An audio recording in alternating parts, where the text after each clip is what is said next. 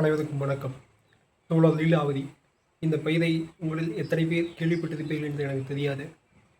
மதுரை மாவட்டம் வில்லாபுரம் பகுதியினுடைய Marxist communist கட்சியின் சார்பில் அந்த பகுதிக்கான கவுன்சிலராக, மாநகராட்சி கவுன்சிலராக செயல்பட்டவர்.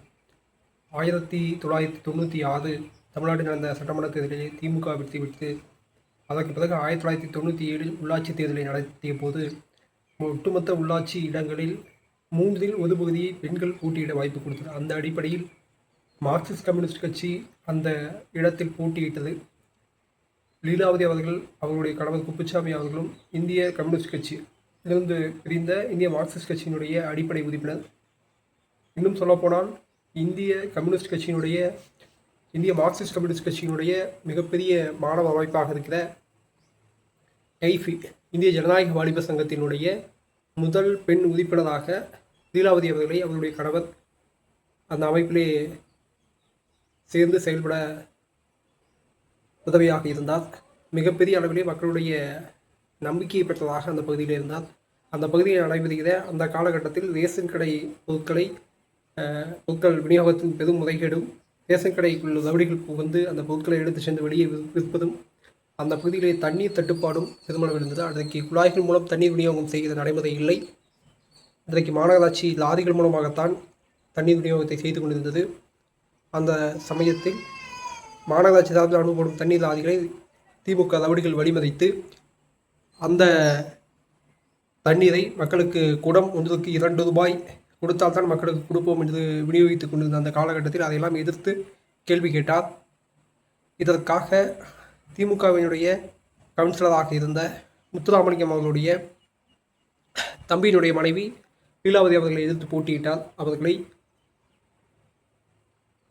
தேர்தல் ரீதியாக, அரசியல் ரீதியாக தன்னுடைய தோல்விக்கு காரணமானதாக லீலாவதி இருக்கிறார் என முடிவு செய்து, லீலாவதி அவர்கள் வெற்றி பெற்றார் என்கிற சான்றிதழை தேர்தல் நடத்தும் அலுவலரிடம் பெற்று கொள்ள சென்ற போதே திமுக காரர்களால் லீலாவதி அவர்களுக்கு அச்சுறுத்தல் விடுக்கப்பட்டுள்ளது. அதைத் தொடர்ந்து ஏப்ரல் 23 1997 தன் வீட்டிற்கு அருகில் உள்ள கடையில் பொருட்களை வாங்க சென்ற லீலாவதி திமுகவால் அனுப்பப்பட்ட 6 பேர் கொண்ட கூலிப்படையால் அறிவாளால் வெட்டப்படுகிறார். முதலில் தன்னை வெட்ட வருகிறார்கள், அதை தடுப்பதற்காக கைகளை உயர்த்தினார். அவர்களுடைய விரல்கள் துண்டாகி நிலத்திலே விழுந்தது. அடுத்ததாக அவர்களுடைய கழுத்திலே கத்தி பாய்ந்தது. இரத்த வெள்ளத்தில் விழுந்து கிடந்தார். இந்த வழக்குக்கு பிறகு மக்கள் தன்னெழுச்சியாகவும் அமைப்பு சார்பாகவும் நடத்தப்பட்ட போராட்டத்தின் விளைவாக 6 பேருக்கு மதுரை கீழ் நீதிமன்றம் ஆயுள் தண்டனை விதித்து கைது செய்தது. அதன் பிறகாக சென்னை உயர்நீதிமன்றத்தில் நடைபெற்ற வழக்கின் மூலமாக அந்த 6 நபர்களுக்கும் தண்டனை கிடைத்தது. 2003 தண்டனை கொடுக்கப்பட்டது. ஆனால் 2006 மீண்டும் திமுக அரசு ஆட்சிக்கு வந்தது. 2008 அண்ணா பிறந்த நாளில் இவர்கள் நன்னடத்தை விதிகளை காரணம் காட்டி 8 பேரும் விடுதலை செய்யப்பட்டார்கள். இதுதான் திமுகவின் வரலாறு. ஆனால் இதையெல்லாம் மறந்துவிட்டு இந்திய கம்யூனிஸ்ட் கட்சி, மார்க்சிஸ்ட் கம்யூனிஸ்ட் கட்சி திமுகவோடு கூட்டணி வைத்து மீண்டும் தேர்தலை சந்திக்கிறார்கள், மக்களை ஏமாற்றுகிறார்கள். இதுதான் விந்தையிலும் விந்தை. கொள்கை வேறு, கூட்டணி வேறு என்பார்கள். ஆனால் மக்களுக்கு இழைக்கப்பட்ட அநீதிகளை நாம் மறந்துவிடக்கூடாது. மறந்து கொண்டே இருப்பது, மக்களின் இயல்பை நினைவுபடுத்தி கொண்டே இருப்பது நம்முடைய கடமை. யார் உண்மையும் நேர்மையமாக மக்களுக்காக போராடுகிறார்கள் என்பதை நீங்கள் புரிந்து கொள்ள வேண்டும். எத்தனை மக்களுக்கான போராடுகிறவர்களை கொண்ட